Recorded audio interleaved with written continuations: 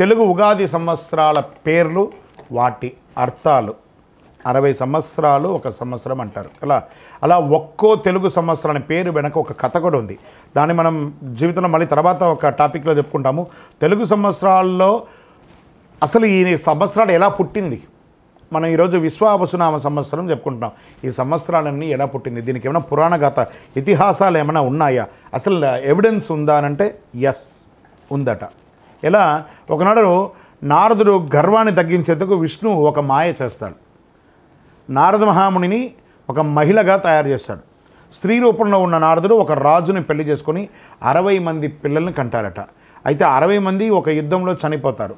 తర్వాత విష్ణు నారదుని మాయను తొలగిపోగానే నీ పుత్రులు తెలుగు సంవత్సరాలుగా వర్ధిల్తారని వరమిచ్చారని పురాణ గాథలు ఉన్నాయి. అలా నారదుడి యొక్క 60 మంది పిల్లల పేర్లు తెలుగు సంవత్సరాలుగా ఈనాటికి కూడా మనం పిలుస్తున్నాం అనేది ఒక పురాణ గాథ. తెలుగు సంవత్సరాల పేర్లకు ఒక్కో దానికి ఒక్కో అర్థం ఉంది. ఆ ఏడాది దాని ప్రకారమే జరుగుతుంది అనేది కూడా చెప్పడం జరుగుతుంది. దాని యొక్క అర్థాలు ఎలా ఉంటుంది, తెలుగు ఉగాది సంవత్సరాల పేరు దానికి అర్థం కూడా చెప్తున్నాం. అన్నిటికంటే ముందుది ఫస్ట్ అని తీసుకుంటే ప్రభవ, యజ్ఞాలు అధికంగా జరుగుతాయి. ప్రభవనామ సంవత్సరం అంటే ప్రభంజించడం అంటే పుట్టుక అనేది ఒక అర్థం అని కూడా చెప్పచ్చు. 2 విభవనామ సంవత్సరం సుఖంగా జీవిస్తారు, వైభవంగా ఉంటుంది ఈ సంవత్సరం అని చెప్తూ ఉంటారు. శుక్లనామ సంవత్సరం సమృద్ధి పంటలు ఉండాలని కోరుకుంటాం. శుక్ల అంటే తెల్లనిది, నిర్మలత్వం, కీర్తి, ఆనందాలకు ప్రతీకగా నిలబడే సంవత్సరం అంటారు. ప్రమోదిత్య అందరికీ ఆనందాన్ని ఇస్తుంది, ఆనందం ప్రమోదిపంగా ఉండే ప్రమోదూతనామ సంవత్సరంగా దీన్ని చెప్పడం జరుగుతుంది. ప్రజోత్పత్తి నామ సంవత్సరం అన్నింటిలోనూ అభివృద్ధి ఉంటుంది. ప్రజ అంటే సంతానం, సంతాన వృద్ధి కలిగి ప్రజోత్పత్తి పెరుగుతుంది అని చెప్పడమే ఈ యొక్క సంవత్సరంగా. ఆంగీరస నామ సంవత్సరం భోగాలు కలుగుతాయి.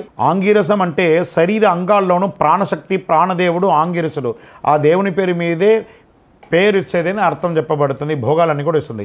శ్రీముఖనామ సంవత్సరం వనరులు సమృద్ధిగా ఉంటాయి. శుభమైన ముఖం, ముఖ ప్రధాన అంశం కాబట్టి అంత శుభంగా ఉంటుంది అనే అర్థం అన్నమాట. భావనామ సంవత్సరం ఉన్నత భావాలు కలిగి ఉంటారు. భావ అంటే భావరూపుడిగా ఉన్న నారాయణుడు, భవనారాయణుడు అంటారు చూసారా, ఈయనే భవనారాయణ. ఈయన ఎవరిని విశ్లేషిస్తే సృష్టికి ముందు సంకల్పం చేసి బ్రహ్మ అని పండితులు వివరిస్తూ ఉంటారు. యువనామ సంవత్సరం వర్షాలు కురిపించి పంటలు సమృద్ధిగా చేతికి అందుతాయి. యువ అనేది బలానికి ప్రతీక అని కూడా చెప్పవచ్చు. దాతనామ సంవత్సరం అనారోగ్య బాధలు తగ్గుతాయి. బ్రహ్మ అలాగే ధరించేవాడు, రక్షించేవాడుగా కూర్చుంటాడనమాట. ఈశ్వరనామ సంవత్సరం ఇది 11 క్షేమం, ఆరోగ్యాన్ని సూచిస్తుంది. పరమేశ్వరుడే అని కూడా చెప్పవచ్చు. 12వ సంవత్సరం బహుధాన్యనామ సంవత్సరం దేశం సుభిక్షంగా సంతోషంగా ఉండాలని సూచిస్తుంది. సుభిక్షానికి మారు పేరంటే బహుధాన్యం అంటారు. 13వ సంవత్సరం ప్రమాదినామ సంవత్సరం వర్షాలు మధ్యస్థంగా ఉంటాయి. ప్రమాదములు అన్నిట్లోనూ అర్థవర్తంగా సంవత్సరంతో ప్రమాదాలు జరుగుతాయని భయపడుతూ ఉంటారు. విక్రమనామ సంవత్సరం పంటలు బాగా పండి రైతన్న సంతోషిస్తారు, విజయాలను సాధిస్తారు. విక్రమ అంటే పరాక్రమం కలిగిన వాడు అనే అర్థం. 15వ సంవత్సరం వృషనామ సంవత్సరం వర్షాలు సమృద్ధిగా కురుస్తాయి. చర్మ వ్యాధులంతా కూడా తొలగిపోయే ఒక మంచి చర్మానికి డెర్మటాలజిస్ట్ అంతా ఉంటారు కదా, ఈ చర్మానికి సంబంధించిన సంపూర్ణమైనటువంటి ఆ యొక్క వాతావరణంలో మేలు కలుగుతుందట. 16వ సంవత్సరం చిత్రబాణునామ సంవత్సరం అద్భుతమైనటువంటి ఫలితాలను పొందుతారు. చిత్రబాణుడు సూర్యుడు ప్రధాన లక్షణం ప్రకాశింపచేయుట. చిత్రమైన ప్రకాశం అంటే మంచి గుర్తింపు పొందే ఒక సంవత్సరం అంటారనమాట. 17వ సంవత్సరం శోభాను క్షేమం, ఆరోగ్యం. శోభాను స్వయం ప్రకాశంగాన్ని గుర్తించి స్వశక్తి మీద పైకెదిగేదని అర్థం. 18 తారణనామ సంవత్సరాలు మేఘాలు సరైన సమయంలో సమృద్ధిగా వర్షాలు కురుస్తాయి. తారణం తరింపజేయడం అంటే దాటించడం, కష్టాలను దాటించి గట్టెక్కించే నామ సంవత్సరం అని అర్థం. పార్థివనామ సంవత్సరం ఐశ్వర్యం, సంపద పెరుగుతాయి. పార్థివ పృథ్వీ సంబంధమైనది, గుర్రం అనే అర్థాలున్నాయి. భూమికున్నంత సహనం పనిచేసేవాడికి అర్థం అనమాట. వ్యయనామ సంవత్సరం అతివృష్టి, అనవసర ఖర్చులు, ఖర్చు కావడం.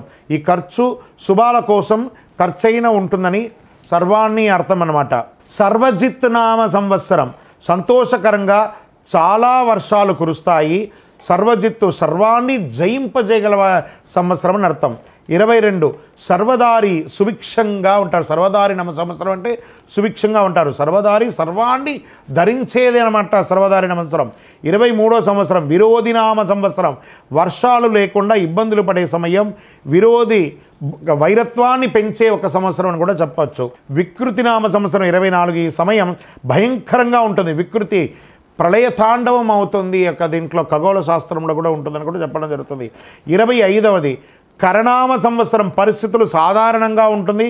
కర గాడిద, కాకి, ఒక రాక్షసుడు, వాడి వేడి ఎండిన పోక ఖర్జూరాలు లేదా ఒక్కలు అంటారు చూసారా, అనే అర్థాలను కూడా చెప్పడం జరుగుతుంది. 26వ సంవత్సరం నందననామ సంవత్సరం. ప్రజలకు ఆనందం కలుగుతుంది.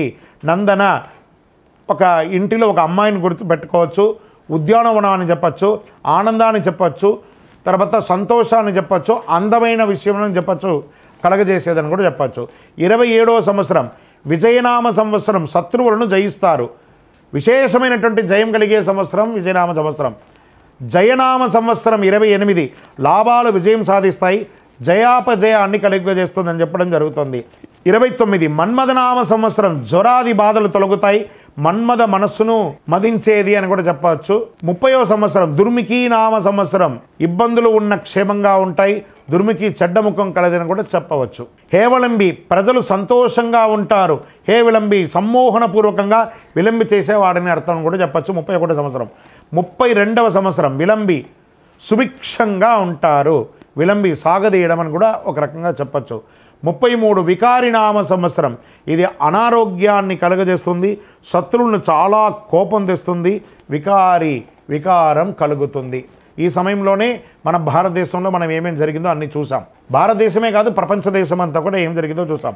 సార్వరి పంటలు దిగుబడి తక్కువగా ఉండే సమయం. సార్వరి రాత్రికి సంబంధించినటువంటి సంవత్సరంగా చెప్పచ్చు. 35 ప్లవనామ సంవత్సరం. నీరు సమృద్ధిగా ఉంటుంది. ప్లవ తప్ప, కప్ప, జువ్వి దాటించలేదని కూడా చెప్పవచ్చు. 36వ సంవత్సరం శుభకృత్. శుభాలను కలిగించే ఒక నామ సంవత్సరంగా చెప్పవచ్చు. ఇక్కడి నుంచే మన భారతదేశం ఒక ట్రాక్లోకి వచ్చిందని కూడా. శుభకృత్ నుంచే చాలా ఇబ్బందులు పడి శుభకృతిలో నుంచి మనం ఆనందం పడ్డాం. శుభకృత్ నామ సంవత్సరాలు శుభాన్ని చేసే ఒక సంవత్సరం 36 అని చెప్పచ్చు. 37వ సంవత్సరం శోభకృతి నామ సంవత్సరం.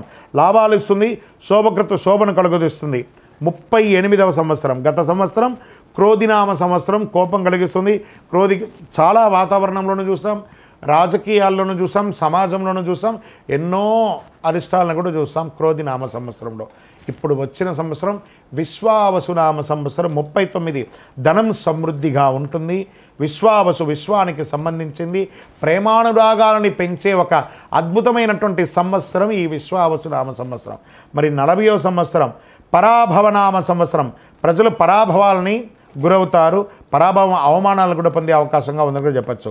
41వ సంవత్సరం ప్లవంగ నామ సంవత్సరం. నీరు సమృద్ధిగా ఉంటుంది. ప్లవంగ కోతి, కప్పకు ప్రతీకగా చెప్పడం జరుగుతుంది అనమాట. 42వ సంవత్సరం కీలకనామ సంవత్సరం. పంటలు బాగా పండుతాయి.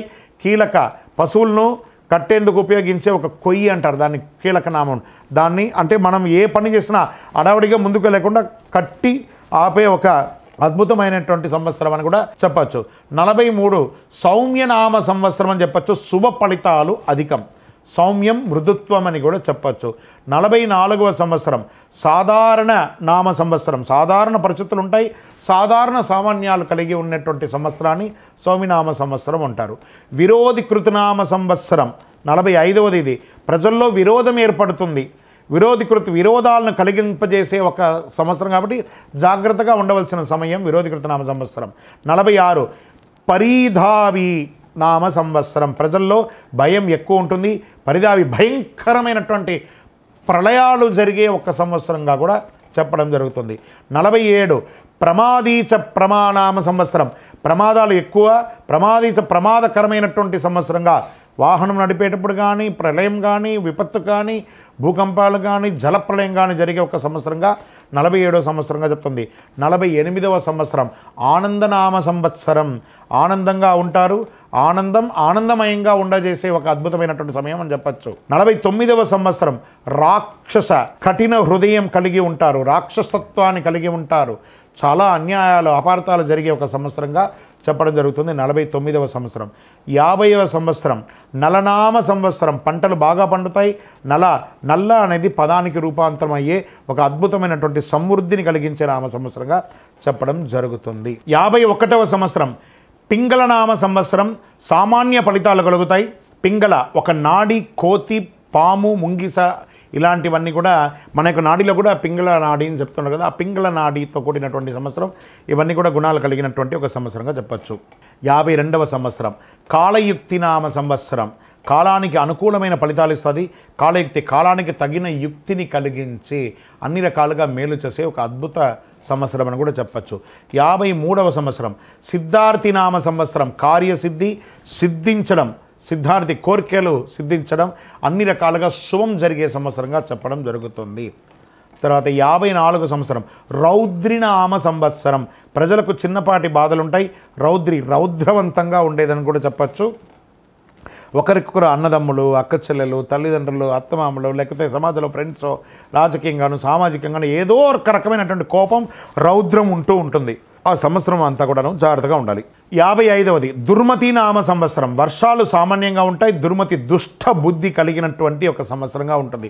ప్రతి ఒక్కళ్ళ దగ్గర కూడాను మనకు తెలియకుండానే ఆ వాతావరణంలో వచ్చే మార్పిడి, ఆ గ్రహాల యొక్క మార్పిడి వల్ల మనలో కూడా దుష్టబుద్ధి వచ్చే అవకాశాలు ఉంటాయి. ఆ సంవత్సరం జాగ్రత్తగా ఉండాలి అని కూడా చెప్పచ్చు. 56వ సంవత్సరం దుందుబి నామ సంవత్సరం. క్షేమం, ధ్యానం, దుందుబి వర్ణుడు సమృద్ధిగా కురిపించే ఒక సంవత్సరం. చాలా అద్భుతంగా ఉంటుందని కూడా చెప్పచ్చు. 57వ సంవత్సరం రుధిరోద్గారి సంవత్సరం అంటారు దీన్ని. ప్రమాదాలు ఎక్కువ, రుధిరోద్గారి రక్తాన్ని స్రవించజేసే ఒక సంవత్సరం అంటారు. చాలా జాగ్రత్తగా ఉండాల్సినటువంటి ఒక సమయంగా కూడా మనం చెప్పచ్చు. 58 రక్తాక్షి నామ సంవత్సరం. అశుభాలు కలుగుతాయి. రక్తాక్షి ఎర్రని కన్నులు కలదిగాను చాలా అనర్థాలు జరిగే సంవత్సరంగా కూడా దీన్ని మనం భావించవచ్చు. జాగ్రత్తగా ఉండాల్సిన సమయం. 59 క్రోధన నామ సంవత్సరం. విజయాలు సిద్ధిస్తాయి. కోప స్వభావాన్ని కలిగి ఉన్నా కూడా జయం మాత్రం ఉంటుందని కూడా చెప్పడం జరుగుతుంది. ఆఖరిగా అక్షయనామ సంవత్సరం. తరగని సంపదను, ఏ విధమైనటువంటి దరిద్రానైనా దాన్ని నశింపజేసి ఆనందం కలిగినటువంటి నామ సంవత్సరంగా 60వ సంవత్సరానికి ఇలా మనకు తెలుగు ఉగాది సంవత్సరాల పేర్లు, వాటి యొక్క అర్థాలు. ఎందుకంటే ఇది చాలామందికి లోపల ఉన్నటువంటి ఒక సందేహం. తెలుగు నామ సంవత్సరం అంటే ఏంటి, దాని అర్థం ఏంటి, ఈ సంవత్సరం యొక్క పేరేంటి, ఈ సంవత్సరం యొక్క నంబర్ ఏంటి అనేది.